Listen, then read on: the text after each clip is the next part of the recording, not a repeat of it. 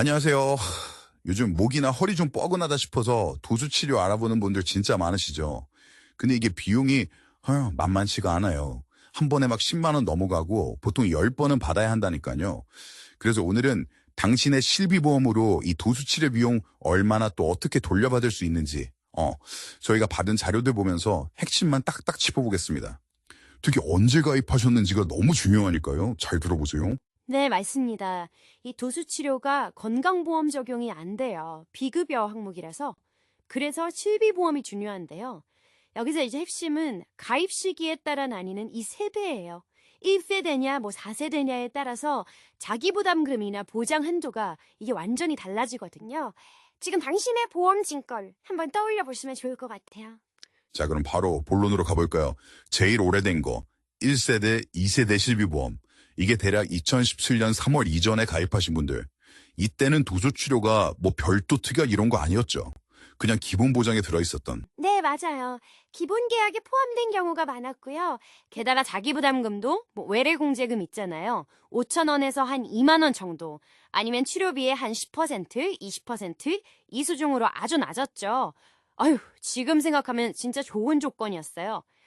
근데 이제 이때부터 슬슬 도수치료 청구가 확 늘어나면서 보험자들이 좀 부담을 느끼기 시작한 거죠. 그래서 바뀐 거군요. 그럼 2017년 4월부터 2021년 6월 사이에 가입한 3세대.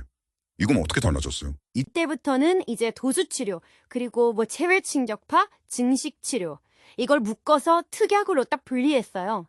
그러니까 이 특약을 내가 따로 가입해야만 보장을 받을 수 있게 된 거죠. 그리고 자기부담금도 확 올랐어요. 치료비의 30% 또는 2만 원, 이 중에서 큰 금액으로요. 껑충 뛰었죠. 그리고 연관 보장 한도도 생겼어요. 1년에 50번, 최대 350만 원까지. 네, 확실히 문턱이 높아진 겁니다. 와, 그럼 특약 가입했는지 꼭 확인해야겠네요.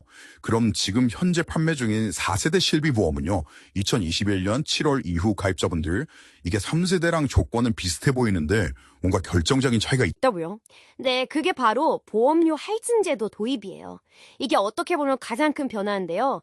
도수치료 같은 이런 비급여 항목 치료받고 1년 동안 받은 보험금이 100만 원을 넘잖아요. 그러면 다음 해에 이 비급여 항목 보험료가 오릅니다. 얼마나 오르는데요? 잠깐만요. 자료 보니까 100만 원에서 150만 원 받으면 100% 할증, 2배네요. 150에서 300만 원이면 200%, 300만 원 넘으면 무려 300%까지 할증된다고요? 보험료가 최대 4배까지 뛸 수 있다는 거네요. 와, 이건 진짜 신경 써야겠는데요? 네, 맞습니다. 보험금을 많이 타는 탈수록 보험료 부담이 커지는 그런 구조죠. 이게 뭐랄까, 일부에서 너무 과도하게 의료 이용하는 걸 막아서 전체 가입자 보험료 오르는 걸 좀 막아보자, 이런 취지입니다. 그래서 4세대 가입자분이 도수치료를 예를 들어 10번 이상 받는다. 그러면 이제 기본 서류 외에 의사소견서라든가 좀 더 상세한 치료 기록 같은 거, 이런 추가 서류를 보험사가 요구하는 경우가 많아졌어요. 이게 정말 필요한 치료였는지 좀 더 꼼꼼히 보겠다는 거죠. 네. 근데 서류 다 냈는데도 보험사에서 이거 좀 과잉 진료 같은데요? 하면서 보험금 못 주겠다. 이렇게 나오면 어떡하죠? 그냥 포기해야 하나요? 아니요. 그럴 필요는 없고요. 일단 보험사에 왜 지급을 거절하는지 명확하게 설명을 요구하시고 이의 제기를 할 수 있습니다.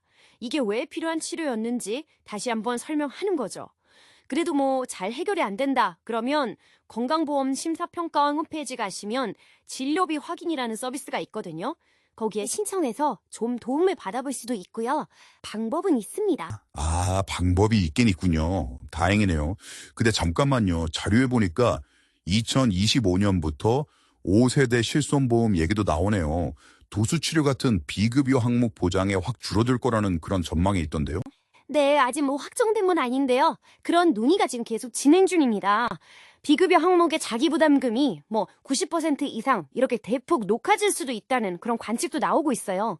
그러니까 만약에 도수치료 보장이 꼭 필요하다 하시면 지금 가지고 계신 보험을 잘 유지하는 게 어쩌면 더 유리할 수 있다. 이런 계산이 나오는 거죠. 자, 오늘 도수치료 실비보험에 대해서 정말 중요한 점들 제대로 짚어본 것 같습니다. 핵심 정리하면 첫째, 내가 몇 세대 실비보험 가입자인지 확인하는 것. 둘째, 도수치료 보장받으려면 필요한 특약에 가입되어 있는지 체크하는 것. 그리고 셋째, 만약 4세대 가입자라면 이 보험료 할증 가능성, 그리고 10회 이상 치료받을 때 추가 서류 필요할 수 있다는 점, 이거 꼭 기억하셔야겠습니다. 네, 청구하시기 전에 서류 꼼꼼히 챙기시는 게 좋고요. 혹시라도 지급이 거절되더라도 너무 당황하지 마시고 저희가 알려드린 방법들 차분히 활용해 보시면 좋겠습니다. 마지막으로 이런 질문을 한번 던져봅니다. 앞으로 실비보험에서 도수치료 같은 이런 비급여 보장이 계속 줄어드는 추세라면요. 우리가 아플 때마다 비싼 치료에만 의존하기보다는 어쩌면 평소에 내 몸을 좀 더 아끼고 예방하는 습관에 투자하는 게 더 중요해지지 않을까요? 어쩌면 그게 가장 확실하고 또 가장 현명한 대비책일지도 모르겠습니다.